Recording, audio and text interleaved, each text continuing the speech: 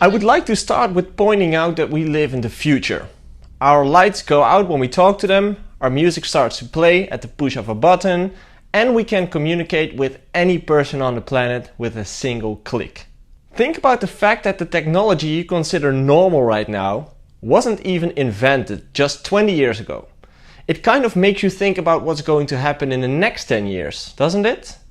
That being said, one of the byproducts that came along with these inventions is collecting data on a massive scale. Data of how we behave online. What do we like? What do we buy? What is entertaining to us? Online services like Facebook and Google know all of this and more. Is it a bad thing? I'm not going to get into that discussion right now. That's something you can decide for yourself. However, is this something you can use as an artist? Yes, you most certainly can. First and foremost, data is powerful. At its best, it allows us to be results-driven, finding out what works under specific conditions. This can help us work more efficiently and achieve better results. One of the main benefits that this data can bring you is information about your following. It shows us who is following you, their age, where they are located, and their gender. Let's explore why it's good to have this information. Now that you've collected data through social media, it's time to have a deeper look into how you can harness it. We'll start off with finding out who your audience is. Dive into the statistics and find out how old your fanbase is, where your fanbase is located, and if you mainly have boys or girls following you. With this information, you are able to create a targeted marketing strategy.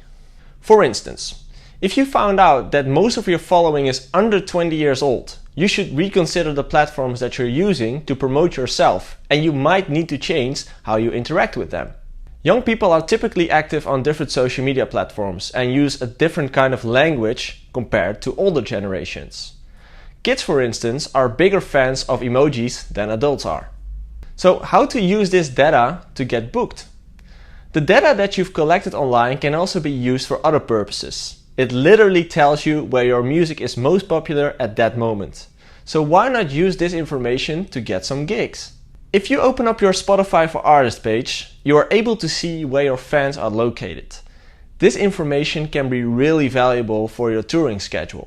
For example, if you've noticed that your music gets a lot of plays in Italy, you can start approaching a booker in Italy with this information. This data tells them that you're more likely to sell tickets in that area because people already know you and your music. If you are more likely to sell tickets, you are more likely to get booked.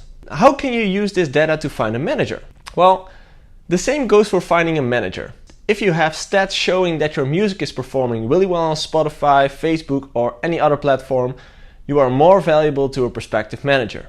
Why?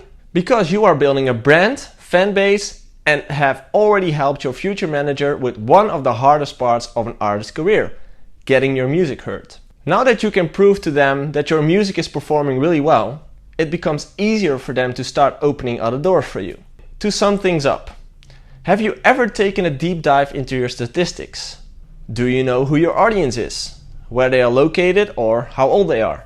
I would highly recommend you to have a deeper look and adapt your strategy to your data. I would love to hear your experiences after diving into the data. Let me know your thoughts in the comment section.